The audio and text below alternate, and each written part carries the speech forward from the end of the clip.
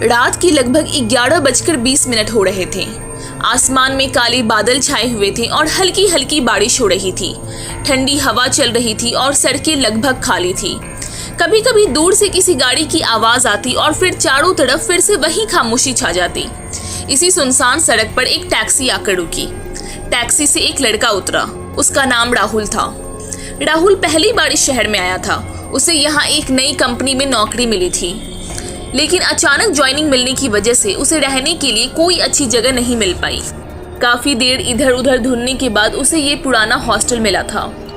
राहुल ने टैक्सी वाले को पैसे दिए और अपने बैग उठाकर उस बिल्डिंग को ध्यान से देखने लगा। हॉस्टल काफी पुराना लग रहा था। दीवारों की पेंट जगह जगह से उतर चुकी थी। कुछ खिड़कियों के शीशे टूटे हुए थे और सबसे अजीब बात, पूरी बिल्डिंग में सिर्फ एक ही खिड़की में लाइट जल रही थी। राहुल ने मन ही मन सोचा, उम्मीद है अंदर ठीक होगा, बस कुछ महीनों की ही तो बात है। फिर उसने गहरी सांस ली और दरवाजा खोलकर अंदर चला गया। अंदर एक छोटा सा रिसेप्शन हॉल था। कमरे में हल्की सी पुरानी लकड़ी और सीलन की गंध थी। रिसेप्शन के पीछे एक पुरानी लकड़ी की मेज रखी थी और उस मेज के पीछे एक बहुत बूढ़ा आदमी बैठा हुआ था। उसके बाल पूरी तरह सफेद थे, लंबी दाढ़ी और आंखें इतनी गहरी जैसे किसी को आड़ पार देख सकती हो। जैसे ही राहुल अंदर आया, बूढ़े आदमी ने धीरे धीरे अपना सिर उठाया और बिना कुछ बोले राहुल को देखने लगा। राहुल को थोड़ा अजीब लगा। फिर उसने धीरे से कहा, नमस्ते अंकल, मुझे एक कमरा चाहिए। बूढ़ा आदमी कुछ सेकंड तक चुप रहा। फिर उसने धीमी आवाज में पूछा, तुम यहाँ रहने आए हो या सिर्फ कुछ दिनों के लिए? राहुल ने जवाब दिया, नौकरी लगी है यहाँ, शायद कुछ महीने रहना पड़े।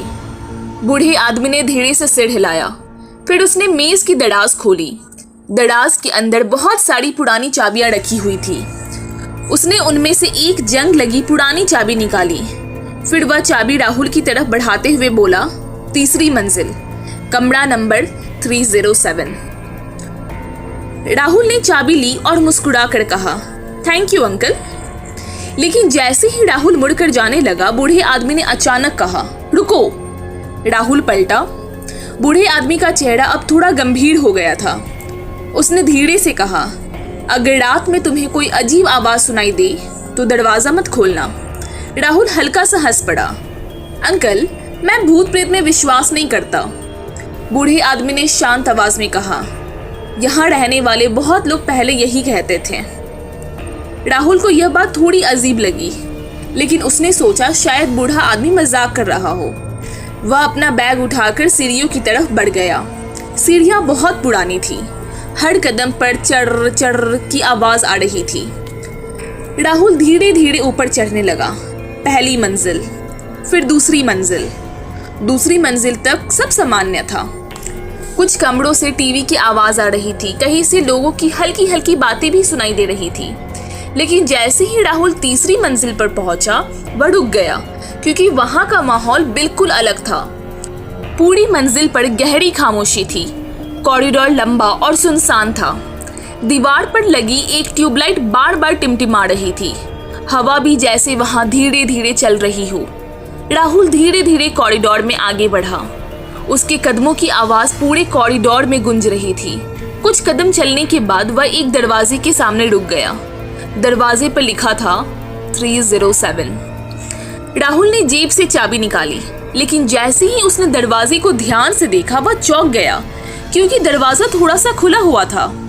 राहुल ने सोचा, अरे मुझे तो अभी चाबी मिली है, फिर दरवाजा खुला कैसे है? उसने धीरे से दरवाजा धक्का दिया।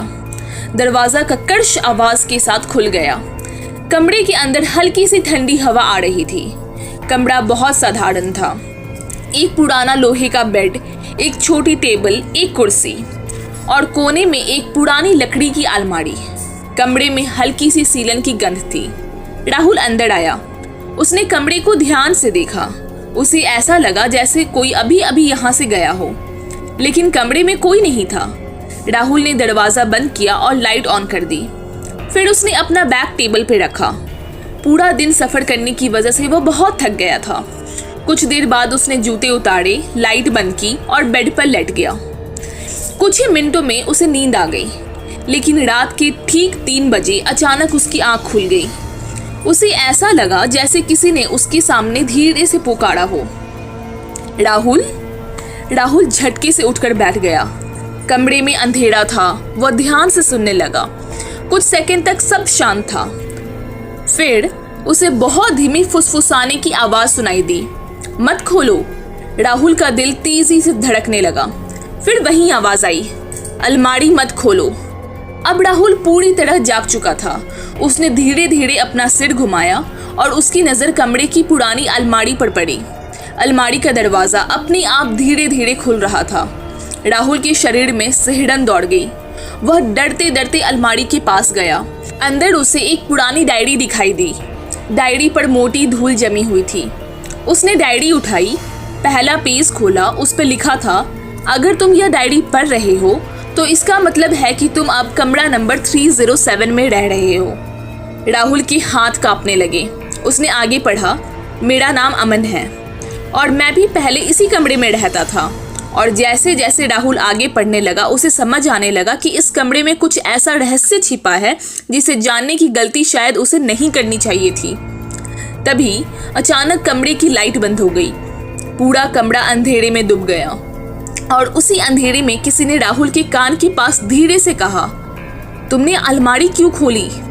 राहुल डर के मारे जोर से चीख पड़ा और उसी समय कमरे का दरवाजा अपने आप जोर से बंद हो गया और बाहर कॉरिडोर में किसी की धीरे धीरे चलते कदमों की आवाज आने लगी। कमरा नंबर 307 का असली रहस्य अब शुरू होने वाला है। इसका पार्ट 2 देखने के लिए कमेंट सेक्शन में पार्ट 2 लिखकर कमेंट करें। और अगर आपको ये वीडियो अच्छा लगा तो प्लीज़ इसे लाइक, शेयर और सब्सक्राइब कर दें।